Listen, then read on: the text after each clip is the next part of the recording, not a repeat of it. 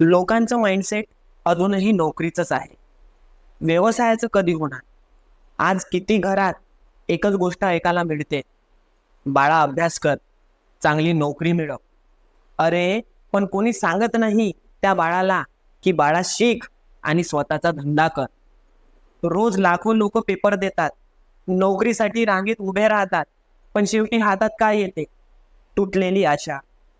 नोकरीत तू कोणाच्या तळहातावरचं भाग्य खातोस आणि व्यवसायात तूच तुझ्या नशिबाचा बादशाह होतोस.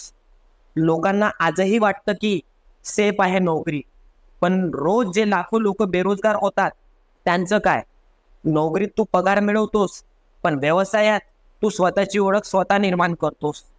लोक म्हणतात धंदा रिस्की आहे. होय, रिस्क आहे, पण रिस्क घेतल्याशिवाय मोठं नाव होत नाही भावा. कधी बदलणार माइंडसेट? कधी शिकणार की पैसा मिळवायचा तर मालक व्हावं लागतं? जर हा व्हिडिओ तुम्हाला समजला असेल मित्रांनो, तर प्लीज या व्हिडिओला लाईक करा आणि माझ्या चॅनलला फॉलो करायला विसरू नका. धन्यवाद.